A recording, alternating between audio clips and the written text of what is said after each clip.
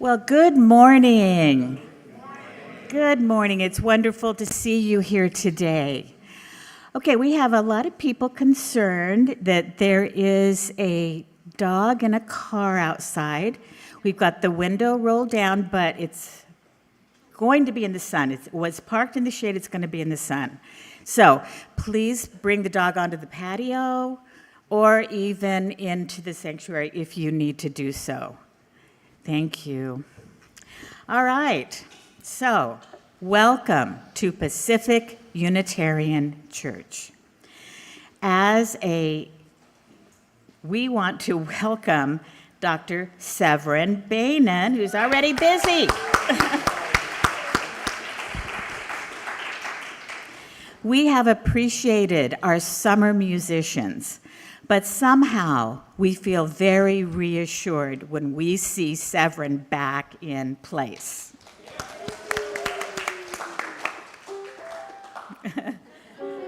And Michael, thank you for being here today.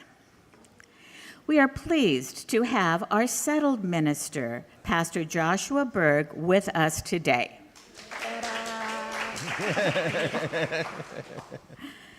I am Leanne Hart, your worship associate. We represent progressive religious thought here in the South Bay. We welcome people of all creeds, races, sexual orientations, and gender identities. We gather here in this sacred space on the ancestral lands of the Tongva people. We strive to be better stewards of the land that we are honored to inhabit. If you are here for the first time, we welcome you and want you to know that we have religious exploration for school-aged children and childcare for preschoolers. Brunch is usually served on the patio after the service, but today things are a little different. Today, we are hosting the pro-democracy group Indivisible South Bay, LA, who will be holding a picnic here at 12:30.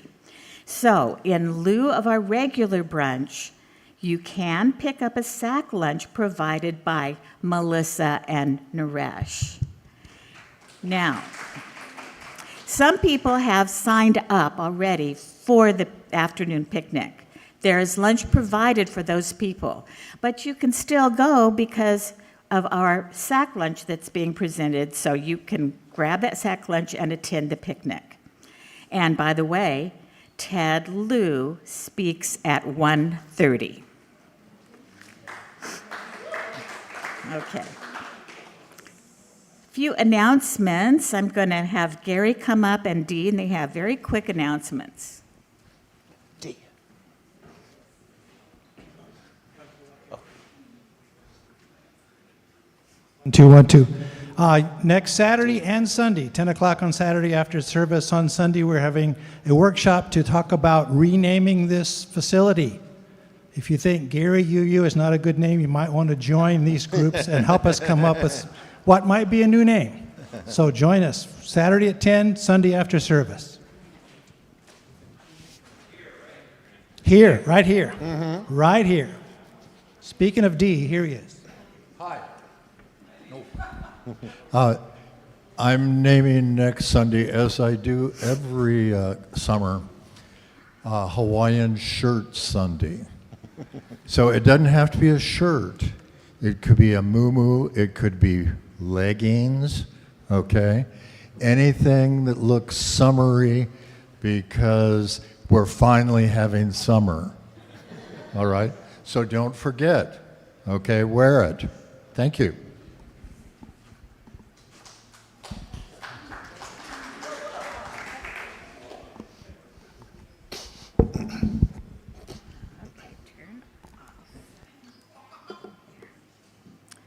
Okay, a few more announcements.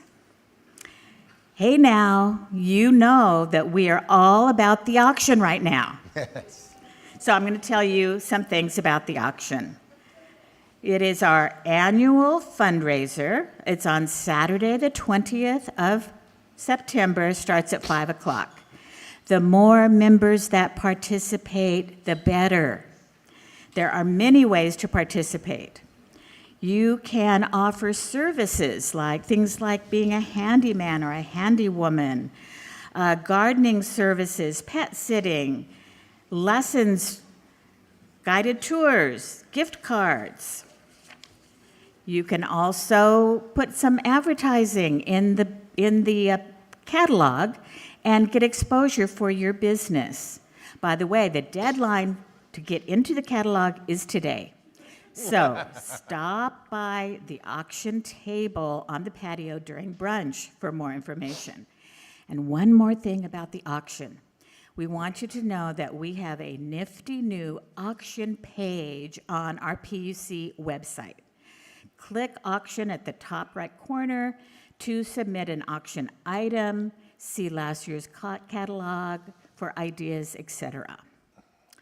Okay, other announcements. Are you still thinking about joining a Chalice Circle? These are small groups that meet once a month, 10 months a year, to share thoughts, feeling, camaraderie, and to discuss chosen topics. Judy Carter will be on the patio today and next Sunday, and then the window will be closed for another year. Also, 2 Sundays from now, remember to bring water on September 7th for our homecoming and water ceremony service. Also, see Pastor Joshua if you will say yes to volunteering on Saturday, August 30th, 7:30 a.m. to represent PUC at the Torrance Farmers Market. Torrance Farmers Market, August 30th, see Pastor Joshua. And remember, the rest of the information about our many activities can be found on the PUC website and in our weekly newsletter. Okay, let us commence with our chalice lighting. Let us hold a quiet moment right now as we light our chalice.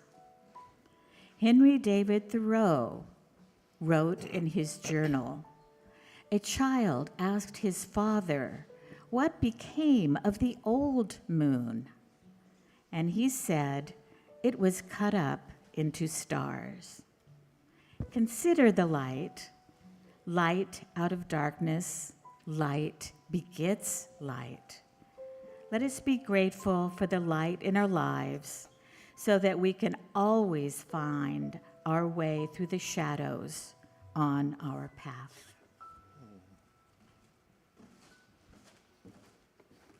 Thank you, Leanne. Yes, let us be grateful for the light in our lives. Such an important thing to remember. I'm Pastor Joshua. Nice seeing everybody.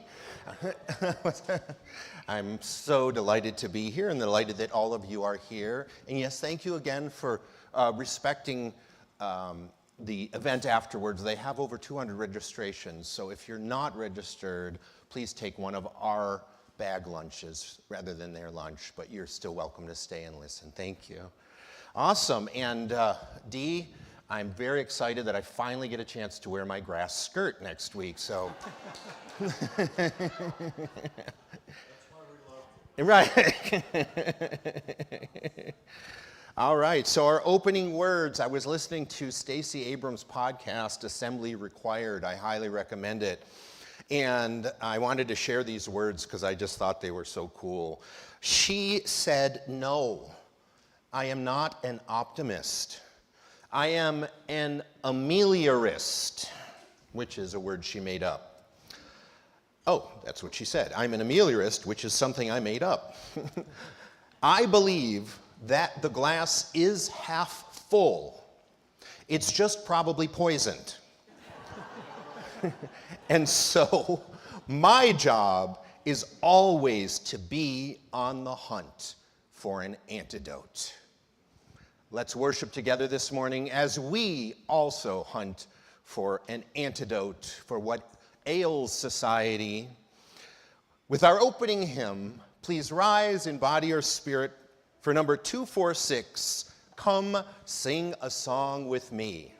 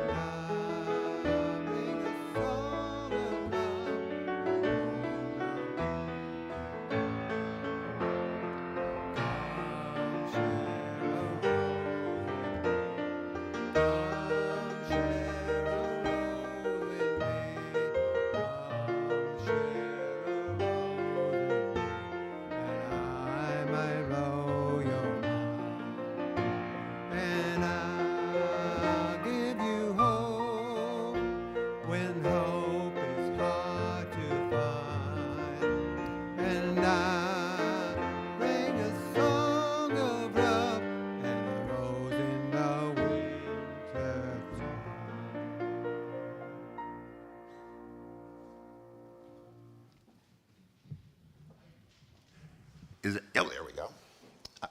We have a special treat. Lisa Seitz is going to read our story for all ages. Do we have any youth or young at heart in the auditorium Anybody? today? Haven will sit. The story is called Why Not? So even if we don't have any youth, we'll read it because why not? It's a message for everybody, actually. I mean, Yeah. it's one that I really embrace. There we go. All right. There we go.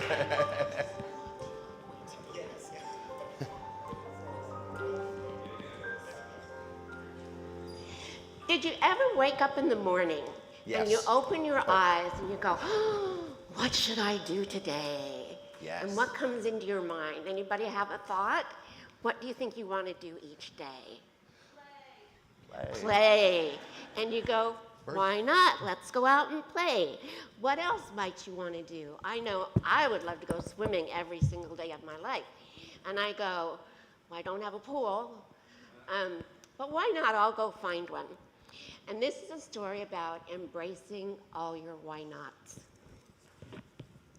And it's up there.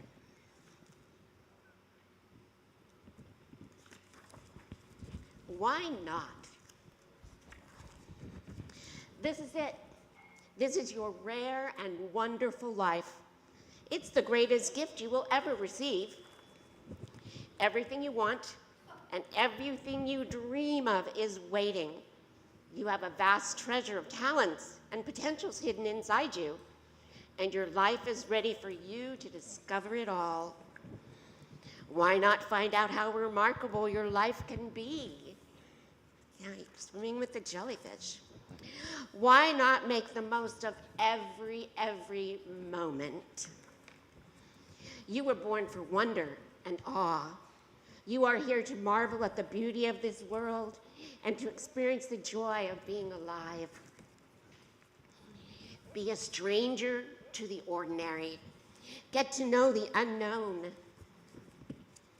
Why not try something you have never, ever tried before? Why not go somewhere you've never gone before? Stay curious, have adventures, make room for what you love. Discover the world's wonders, and you know you are one of them. So much of life depends on how you look at things and how you see yourself. You are shaped by the choices you make. How will you answer when today asks what you learned from yesterday? Why not see how good your best can be? Why not make the most of your life every moment? Things won't always go according to plan, and the way may be difficult. You may get worn out and tired, and you may feel lost. You might want to turn back. But know that every step moves you a little closer to where you want to go if you have the courage to take it. Embrace it all, even the messy parts, maybe especially the messy parts. And don't be fooled by fear. It has a way of shrinking possibilities and diminishing dreams. Have faith. Keep going. You can be the difference. You are made of sunrises and second chances. You are the hope of a brand new day. Even if the odds are 1,000,000 to 1, why don't you be that one? Don't wait for things to be great to be grateful. Paying attention is an act of love. Noticing is caring. Beauty is all around you and everything. It just needs you to recognize it, the outside, the inside, the people, the animals. It's just amazing. Why not look for the good in everyone and everything? Open your heart, take it all in. This is your everywhere. This is your home. You are connected to everything, and everything is connected to you. Every little bit of good helps. Every act of kindness builds. Every bit of compassion heals. Everything you have ever loved becomes a part of you, and it all counts. Why not leave this world a little better than you found it? Why not? Thank you all, Young at Heart, for joining us. I can't wait to see what you make with Legos. All right. Don't the spirit of love surround you everywhere, everywhere you may go.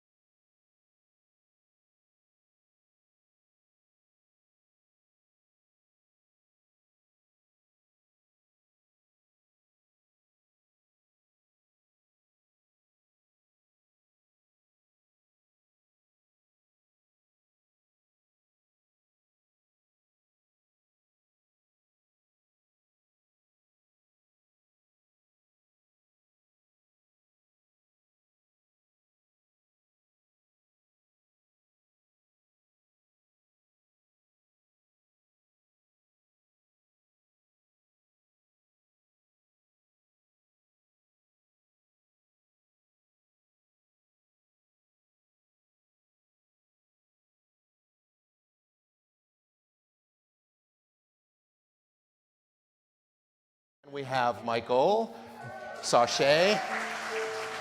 And I apologize, his name wasn't in the program, but I'd like to have a few moments of silence while maybe they can play us through those moments of silence.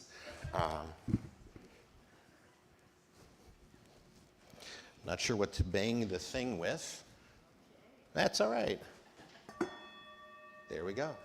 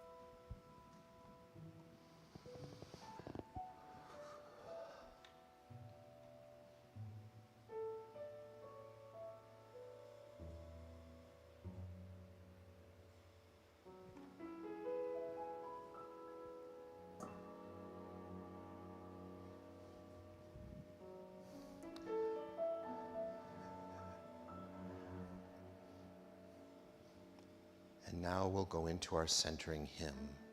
Number 1051, you may remain seated, for we are.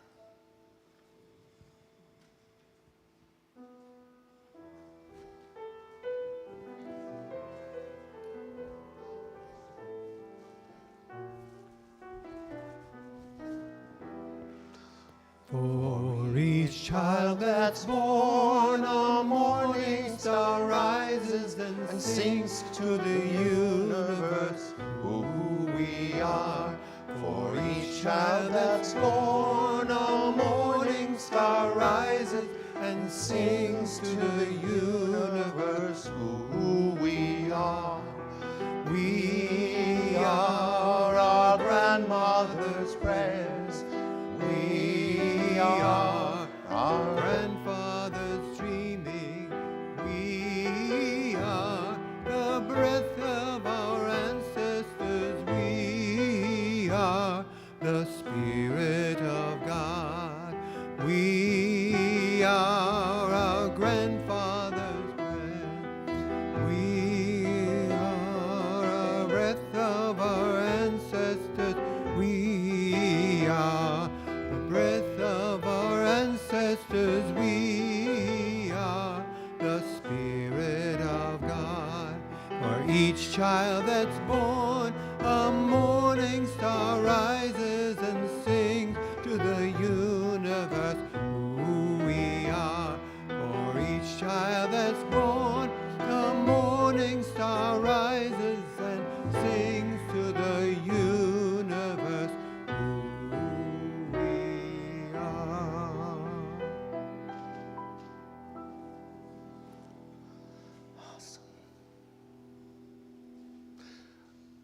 For our reading today, I felt I needed a reminder of the words of Bishop Marianne Edgar Buddy.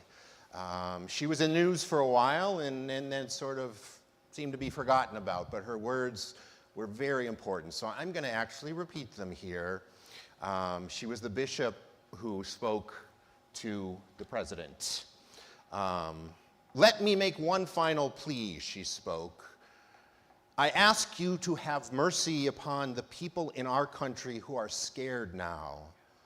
There are gay, lesbian, and transgender children in Democratic, Republican, and independent families, some of who fear for their lives. And the people who pick our crops and clean our office buildings, who labor in poultry farms and meat packing plants, who wash the dishes after we eat in restaurants and work the night shift in hospitals, and do so many more things, I will add. They may not be citizens or have proper documentation, but the vast majority of immigrants are not criminals. They pay taxes and are good neighbors. They are faithful members of our churches and mosques, synagogues, gurdwara, and temples. I ask you to have mercy on those in our communities whose children fear that their parents will be taken away, and that you help those who are fleeing war zones and persecution in their own lands to find compassion and welcome here. Our God teaches us that we are to be merciful to the stranger, for we were all once strangers in this land. May God grant us the strength and courage to honor the dignity of every human being, to speak the truth to one another in love, and walk humbly with each other and our God for the good of all people, the good of all people in this nation and the world. She spoke those courageous words, and I just felt they need to be respoken over and over again, and as examples of the courage we all need in this moment in time. So, I've noticed actually there are quite a few two-word motivational phrases that have been popping up in our worship. Maybe you've noticed that too. 2 weeks ago, I preached on yes and, the two-word motivational phrase. And let me tell you, I've been challenged to keep that in front of mind.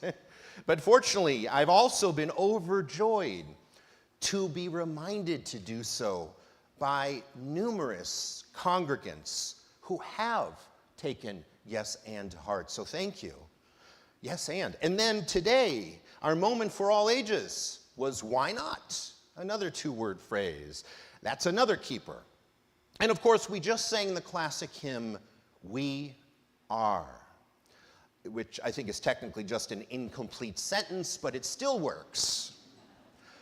Meanwhile, in my own private life, in my own private spiritual practice, when I scroll through the news, my go-to mantra also seems to be a two-word phrase. What the? Technically 3 words, but the third one is silently implied here. Today, I will add one more to our growing collection of two-word motivational phrases, as if. Now, if you're a millennial or younger, you probably just heard Alicia Silverstone's voice in your head from Clueless, and that's fair, as if. But today, I want to redeem that phrase from the food court of the 1990s. I first got hooked on this phrase as if while I prepared to speak at the John Lewis Good Trouble rally in Torrance that we had, which was amazing. I spoke there, very honored to speak there last month. And Congressman Lewis once said, I was listening to an interview on a podcast, he said, if you can visualize something, if you can have faith that it's already there, it is as if for you it is already there. In other words, live as if. That was his advice, how he lives. But here's the thing. As if is not the same as magical thinking. I'm not saying if you live as if you are rich, tomorrow you'll wake up with $1 million. That's toxic positivity, something I've talked about in a previous sermon. And in that sermon last year, I proposed envisioning positive things that we want to manifest, with the caveat that they may or may not come about exactly as we envision them. But if we live as if, the very fact of thinking about those things positively, of thinking positively about the future, of narrating possible stories that center agency and center courage, creates strength of spirit, which in turn will bring about good things. There's a technique called the Adlerian therapy, or individual psychology, in which one reminds themselves what it was like when they played make-believe as children. Think about that. Living as if you were an astronaut or a cowboy, or in my case, the guy who drove the ice cream truck. I really wanted to be that guy. Why? Because according to Alfred Adler, as people begin to act differently and to feel differently, they become different. Sharon Price John, who is CEO of Build-A-Bear Workshop, something I never thought I'd quote in a sermon, has a great way to frame this idea. She says that one way to simply explain this concept of living as if is smiling in order to make yourself happy versus believing you need to be happy before you smile. You smile first. You live as if. In other words, you don't wait for things to happen. You smile in order to live as if you are joyful, as if there is joy in each moment, even in the midst of all the realities of the world that could steal that smile. An example of this living as if is what Dee talked, was it Dee? I don't remember who said, no, it wasn't Dee. Anyway, an example of this living as if is what Governor Newsom is doing right now. Yes, he is not waiting for things to somehow right themselves or correct themselves for him to smile. Now, you don't have to agree with him on everything, but what he's doing right now is amazing. He is putting on a big Trump-trolling, MAGA-shaming, Texas-retaliating smile in order to generate positivity. Yes. It's energizing. He's living as if MAGA can be challenged, as if progressives have the spine to take risks and beat MAGA at their own game, as if complete fascism is not a foregone conclusion. Theologically speaking, I sometimes envy more religious people because I often hear the refrain, something like, live as if God is in charge, so all will be well. Frankly, although I personally don't think this way, I'm not religious in that way, that can be very uplifting. And it provides many, many millions of people with strength to go through fear and to go through uncertainty, living as if God is supporting you. Another example, I happen to live with someone who also models this as if philosophy quite beautifully. It is my wife, now hold on, I'll get it, Tisha. I'm kidding. It is my wife, Tisha. She has graciously given me permission to share some of her story. I talked to her earlier. To be honest, while she has lived as if, I have historically lived waiting for. And if you've ever read Waiting for Godot, or if you've ever seen Waiting for Guffman, you know that neither Guffman nor Godot ever arrive. I spent much of my life waiting for a time when they'll eventually get better, always anticipating something great in the future, rather than finding the great things in the present and living as if the things I wanted already were happening. When we live waiting for, we never really arrive. When we live as if, we're already there. When our girls, our daughters were little, I struggled with numerous jobs outside the home. And as Tisha undertook the extremely challenging job of stay-at-home mom, as Tisha undertook the extremely challenging job of stay-at-home mom.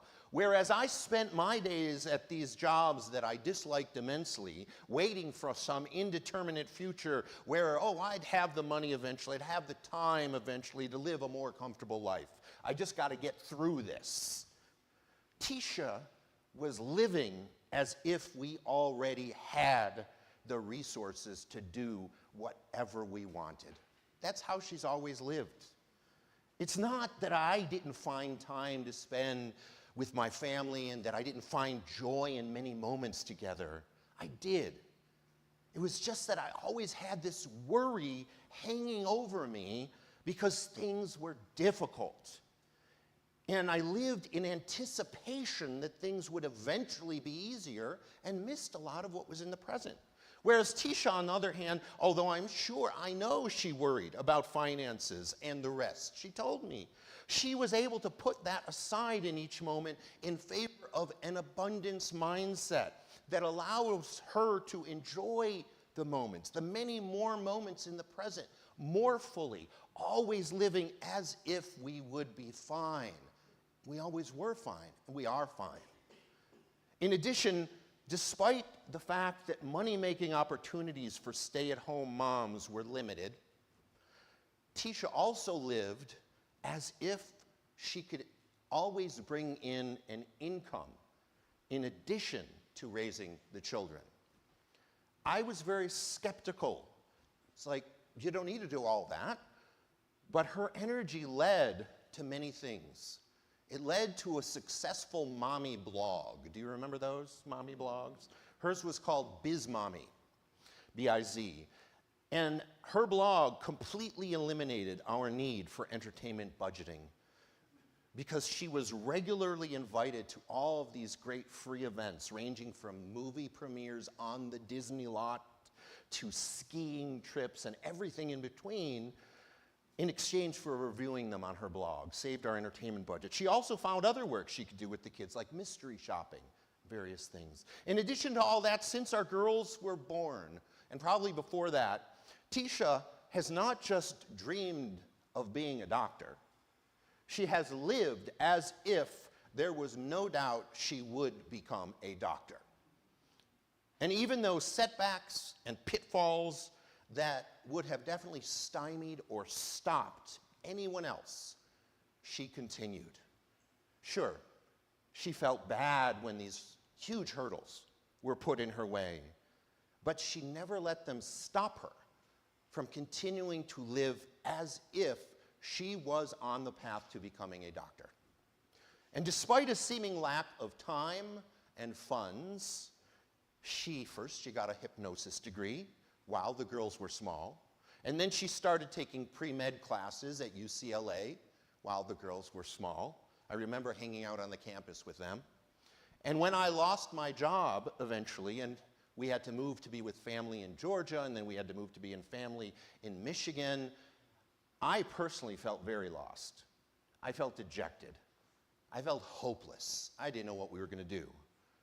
And although Tisha's plans as well were thrown into disarray, just like mine, she went with the flow, aware that life is never a smooth road from A to B, from point A to point B. And she continued to live as if she had not strayed at all from her trajectory of being a doctor, becoming a doctor.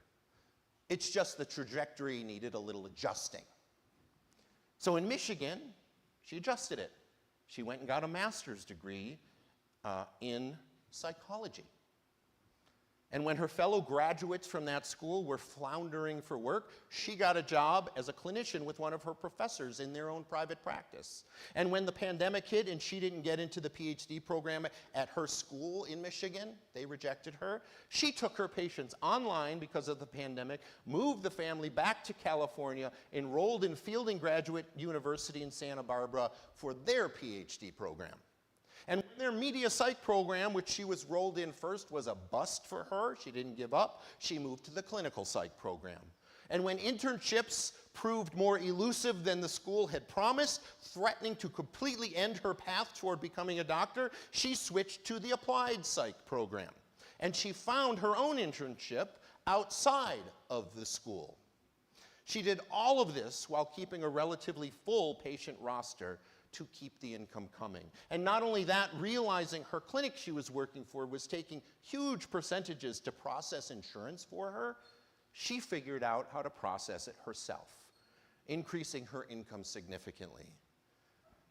Tisha will graduate within a year as a doctor.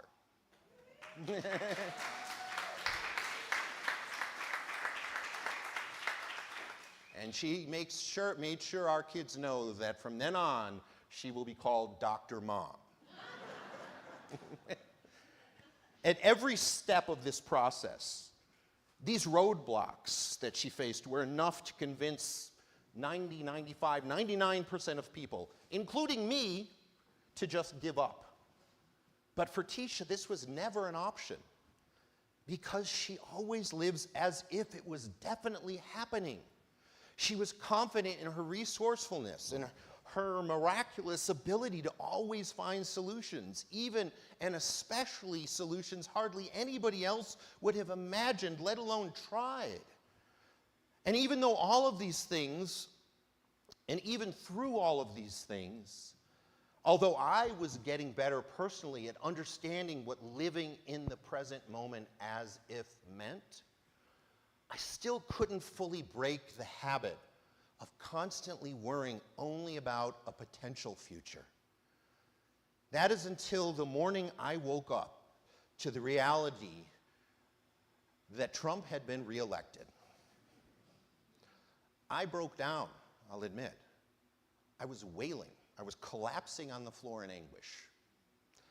And through my crying, I heard Tisha in the other room laughing with the girls.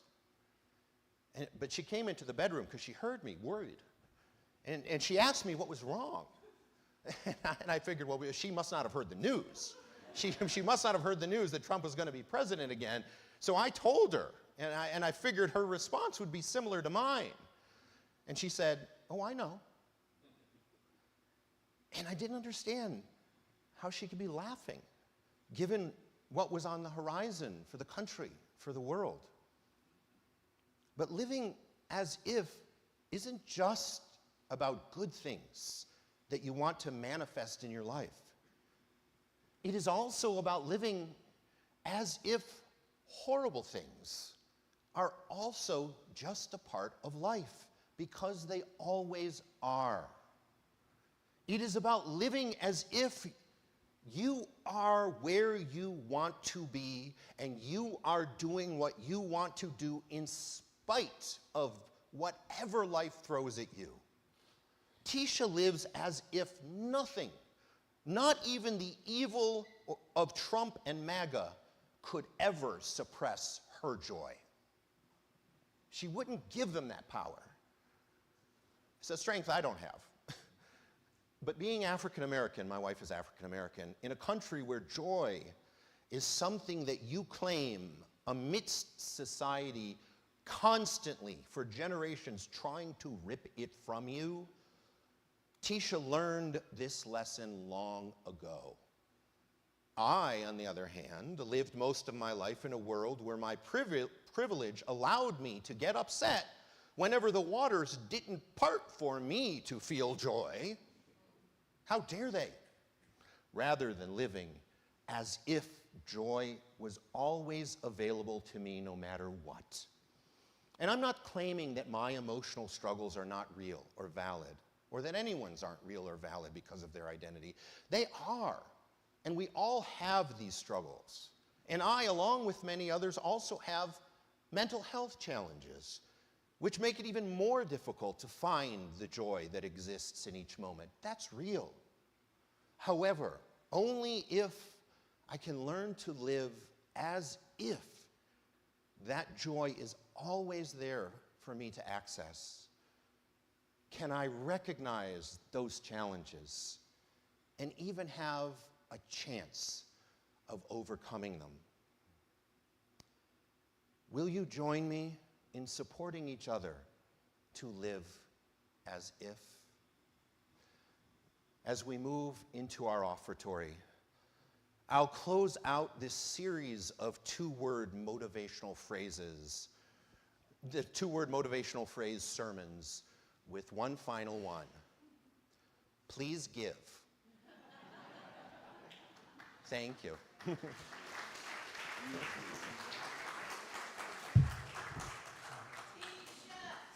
Tisha. And she's not here because she's working on her dissertation. Oh.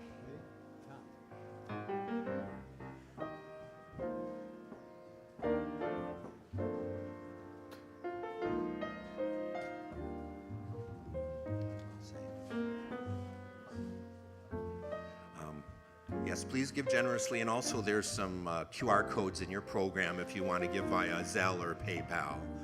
Thank you.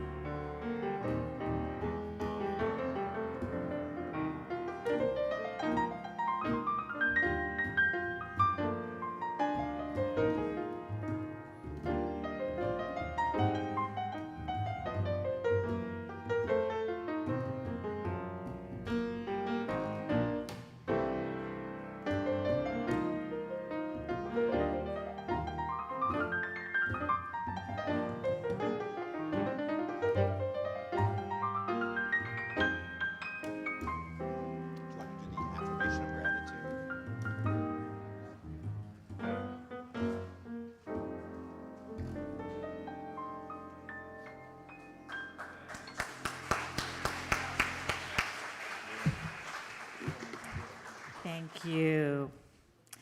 Please join me in reciting the affirmation of gratitude. Let us be grateful when we are able to give, for many do not have that privilege. Let us be grateful for all those who share their gifts, for we are enriched by their giving. And let us be grateful even for our needs, so that we may experience the generosity of others.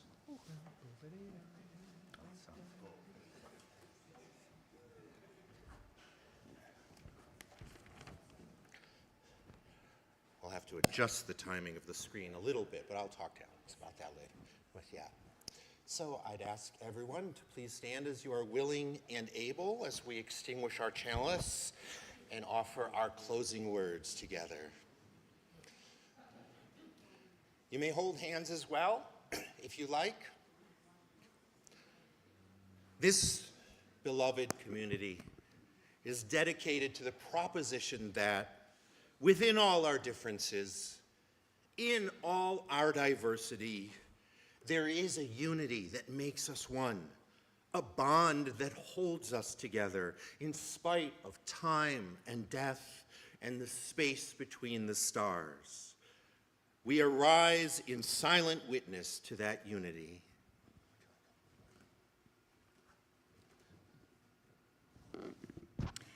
May the blessing of love be upon you. May love's peace abide with you. May love's presence illuminate your hearts, now and forevermore. So be it. Amen. Ashe. Salam. Namaste, and blessed be. And now our service truly begins. Please wait for the postlude.